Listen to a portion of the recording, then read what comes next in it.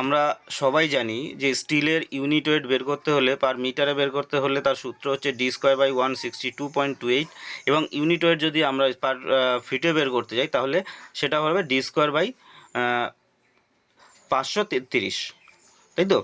তো এই যে d²/162.28 এর উৎপত্তি, ডেরিভেশন, উৎপত্তিটা কীভাবে?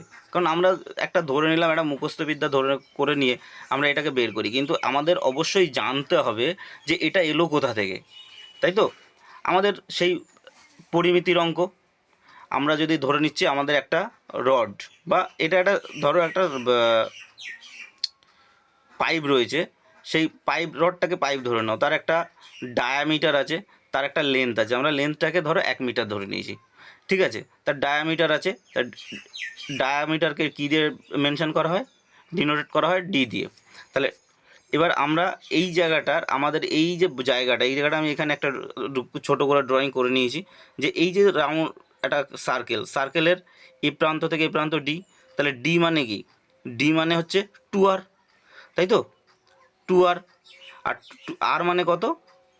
d/r। আমাদের এখানে যদি মান দেওয়া থাকতো তাহলে আমরা এখানে বসাতাম। আমরা যদি সাপোজ এখানে 10 দেওয়া থাকতো তাহলে d সমান যদি 10 হতো, 10-এর ডায়া হতো, তাহলে এটা যদি সাপোজ ধরে নাও এটা 10-এর ডায়া ছিল, তাহলে এটা কত হতো? 10/2 সমান সমান 5 হতো।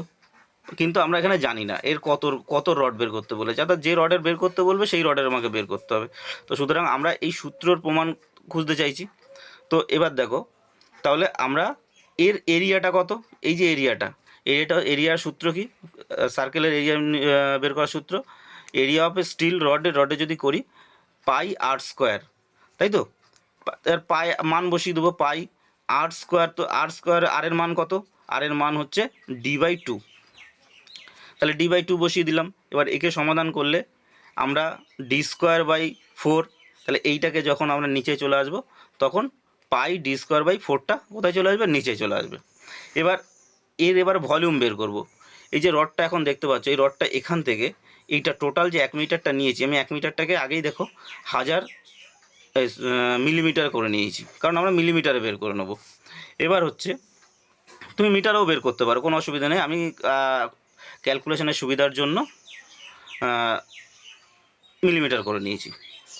এবার ভলিউম অফ স্টিল কি? ভলিউম স্টিল বের করার সূত্র, তাহলে এই যে রডটা, এই যে টোটাল 1 মিটারে যদি আমি বের করতে যাই তাহলে তার সূত্র এরিয়া ইন্টু লেন্থ। তাহলে এরিয়া আমরা কি পেয়ে গেছি? এরিয়া আমরা আগেই পেয়ে গেছি πd²/4, আর লেন্থ কত? 1 মিটার। আমি 1 মিটারটাকে আমি সোজা করে মিলিমিটারে করে 1000 মিলিমিটার করে নিয়েছি। এবার পরেরটা হচ্ছে ডেনসিটি অফ স্টিল। আমরা একটা স্টিলের ডেনসিটি আমরা সবাই জানি 7850 কেজি পার মিটার কিউব। আমি এখানে আগে কি করেছিলাম? মিলিমিটার করে নিয়েছিলাম, সেই জন্য এই মিটার কিউবটাকে আমি মিটার করে নেবো, মিলিমিটার করে নেবো। তো মিলিমিটার করে নিলে মিটার কিউব মানে metre into metre into metre, তাহলে মিটারকে আবার millimetre into millimetre into millimetre করে নিলাম। এইবার আমরা বের করব weight of bar per metre. তাহলে এবার ওয়েট অফ বার করতে গেলে কি করতে হবে? ওয়েট অফ বারের ফর্মুলা কি? Volume of steel into density of steel. আমরা দুটোই পেয়ে গেছি, আমরা অলরেডি আগে বের করেছি। দেখো, ভলিউম অফ স্টিল এবং ডেনসিটি অফ স্টিল বের করেছি, তাহলে দুটোর গুণ করে দেবো। গুণ করে দিয়ে একদম পাতি এর ক্যালকুলেশন করব। ক্যালকুলেশন করতে হলে কি করতে হবে? এবার আমি এখানে দেখো 1000 একটা কেটে দিলাম, কোনাকুনি উপর নিচে কেটে দিলাম। কেটে দেওয়ার পরে এখানে যেটা পড়ে থাকলো, এবার পায়ের মানটা বসিয়ে দিলাম 3.14 ইন্টু d² বাই যেমন ছিল যেমন বসিয়ে দিলাম। এবার আমি এটাকে 3.14কে 4 দিয়ে ভাগ করলাম, ভাগ করে 0.785 এলো, ইন্টু d²টা যেমন ছিল সেরকম বসিয়ে দিলাম। আর ঠিক একই রকমভাবে এখানে সেই দশমিক বিন্দু স্থান পরিবর্তন করে ভাগ করা যে পদ্ধতি, সেই পদ্ধতি ইউজ করলাম। আমি এই কারণেই কিন্তু এখানে মিটার নিইনি, আমি মিলিমিটার নিয়েছি।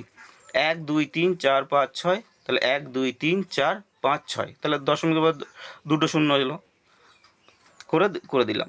এইবার কি হলো? এবার এটাকে আমি d²টাকে আলাদা নিয়ে নিলাম, আর এটা গুণ করে দিলাম। গুণ করে দিলে কত হলো? করে যা হলো সেটা বসিয়ে দিলাম। আমরা এর তলায় কিছু নেই মানে 1 আছে, এর তলায় কিছু নেই মানে 1 আছে। আমরা ভাগ থাকলে যখন এটাকে কাটাকুটি করতে হয় আমরা গুণ করি, গুণ করলে কি হয়? সেটাকে উল্টে যায়।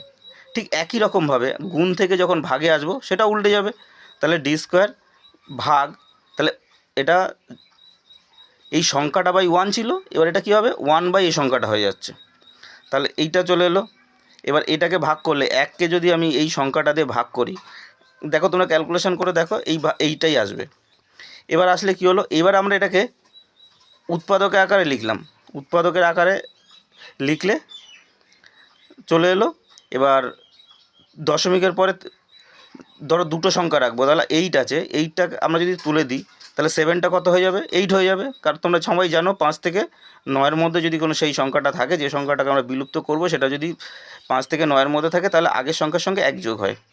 তাহলে এটা হয়ে গেল ডি স্কোয়ার বাই 162.28, অথবা আমরা যদি দশমিকটাকেও পুরো সরিয়ে দিই তাহলে আমরা লিখি 1 D square by 162 fully proved.